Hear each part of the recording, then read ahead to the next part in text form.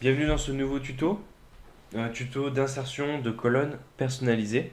Donc nous avons inséré nos tâches, nous avons déterminé les durées de chaque tâche, indiqué les prédécesseurs, nous avons mis en forme notre Gantt, mis en forme notre projet, nous avons alloué des ressources, déterminé les coûts, et maintenant nous allons pouvoir insérer des colonnes personnalisées.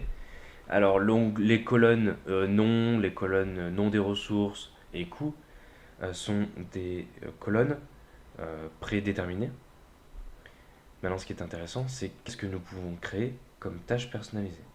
Donc déjà, on va insérer une nouvelle colonne. On va y inscrire texte. Donc texte, vous en avez beaucoup. Donc nous allons prendre le premier, texte 1. Voilà. Donc texte 1. Et nous allons pouvoir indiquer certaines choses qui sortent un peu de l'ordinaire. Comme quoi? Comme par exemple le nom du sous-traitant par lequel on va passer.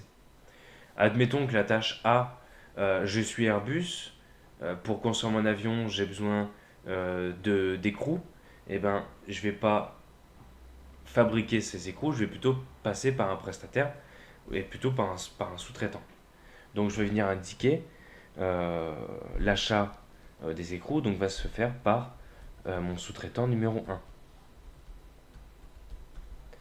Mon sous-traitant 1, mais également la tâche F. C'est également lui qui va le réaliser. Dans un deuxième temps également, je vais pouvoir indiquer un deuxième sous-traitant. Hop, sous-traitant 2. Également ici j'ai besoin de lui, sous-traitant 2. Pour la tâche D j'ai besoin d'un troisième sous-traitant,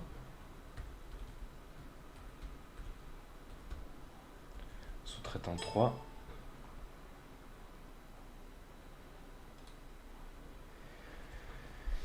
Ici également, sous-traitant 3, etc., etc. Donc je pourrais faire pour les trois dernières. Là où c'est intéressant, c'est qu'on va pouvoir, d'une part, visualiser l'ensemble des sous-traitants qu'on en a besoin sur l'ensemble du projet, mais lorsque je vais imprimer mon projet, ou très bien l'envoyer par mail, je peux envoyer du coup un projet personnalisé en fonction des sous-traitants. Puisque je peux sélectionner le premier sous-traitant, sous-traitant 1, je clique sur OK, et je vais pouvoir visualiser l'ensemble des tâches sur lesquelles il doit travailler. Et par exemple, il doit travailler sur la tâche A et F, qui font partie de mon sous-groupe. Donc il pourra visualiser la date de début, la date de fin, le nombre de ressources dont il va avoir besoin, etc. etc. Donc ça c'est très intéressant quand vous travaillez avec pas mal de sous-traitants, de venir insérer une colonne personnalisée et d'après de sélectionner, de filtrer en fonction des sous-traitants.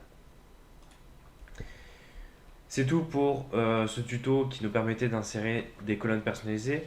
Dans le prochain tuto, nous verrons comment enregistrer le planning de référence avant de réaliser le projet et réaliser le suivi.